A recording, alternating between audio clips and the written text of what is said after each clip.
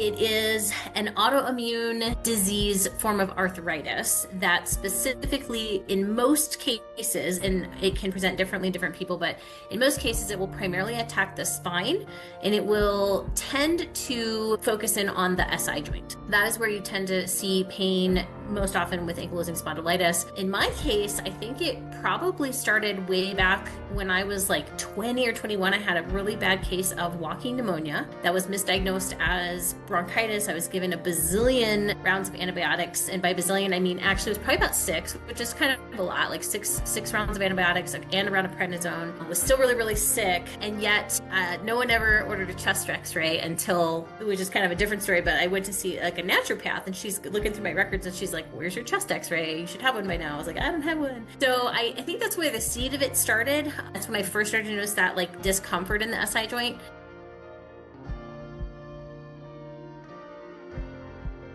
Lots of big life changes had happened for me, and I ended up in such a severe flare that I was in absolutely crippling pain. I can still remember to this day, and I know it was 2020 because I was like, it was like business on the top and party on the bottom. I was wearing shorts to go to my office, but with like a nice blouse. Because all my meetings were on Zoom. So I was shuffling into my office. Like I could barely walk. I was bent over. I was in so much pain. And I had done everything. I went to orthopedist because of course my back hurts. So you'd think orthopedic doctor would be who can figure that out. Multiple orthopedists looked at me and went, they did, MRIs, they did x-rays and things like that. And they're like, I don't know, we don't see any like stuff out of place or any slip disc or anything. So I guess you're just existing while female and you're histrionic and we don't know what to say. Like you probably have anxiety. Sorry, we can't help you. Move along. Sorry, we can't help you and please go away. And all the things.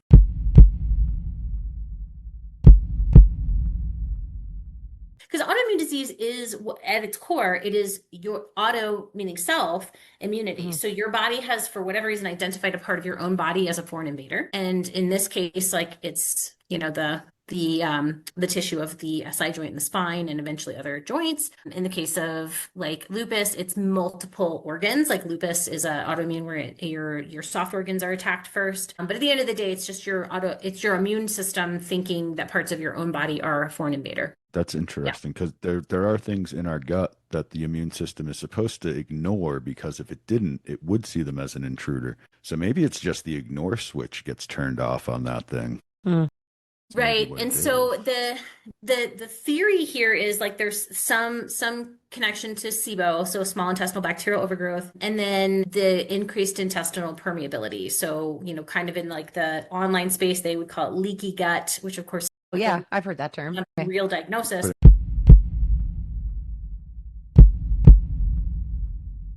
And so, in fact, there's so much crossover. Like when they've done studies on like autopsies on people who have AS, they've found evidence of Crohn's or colitis so often, and same in reverse, that in Crohn's or colitis patients, during autopsy found evidence of AS. They think it actually might be the same disease, but with different manifestations first. So there's a ton of crossover between the digestive problems of IBD, which is also autoimmune, and ankylosing spondylitis. Interesting. Look at us. Interesting. Well, I mean, if the symptoms always go together, then they're probably part of the same thing. Yeah, well, so that's the thing, though, is the symptoms don't always go together. So some people will manifest both eventually, but for some people, they'll manifest either the arthritis piece or the digestive piece, and they maybe don't notice the other one until then, like it's found during an autopsy. But it is really common for people to then develop, if they develop one, they'll develop the other at some point. Interesting.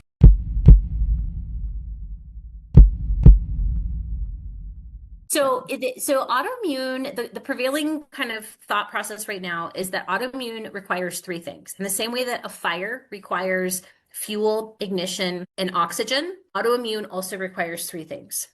There has to be a genetic component, right? There's some predisposition.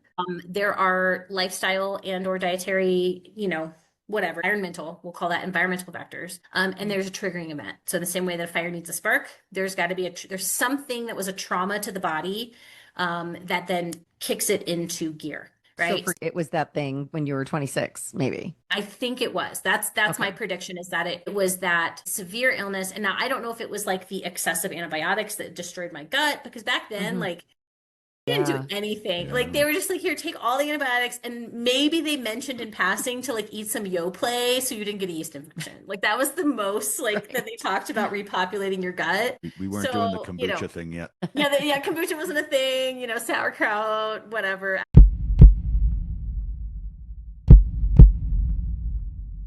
So he starts looking into this, and what he developed was what he called the Klebsiella hypothesis. So Klebsiella pneumoniae is a bacteria. It lives in everyone's guts. It can become pathogenic, but it's not necessarily pathogenic in the right proportions. But what he was able to find through taking biopsies of the small intestine of people with AS and culturing it is that they had really high levels of Klebsiella, and that Klebsiella was releasing something, whether it was the biomimicry or a toxin or something that was actually passing through the small intestine into the bloodstream that was triggering the AS. So that was his hypothesis, and his research seemed to bear out that was probably the mechanism. Now there's been some argument that maybe it's he said it was mimicry, and maybe it's this other thing, toxin they release, whatever. At the end of the day, like, I'm not a scientist or a doctor. I don't really care why it works. I just want to feel better.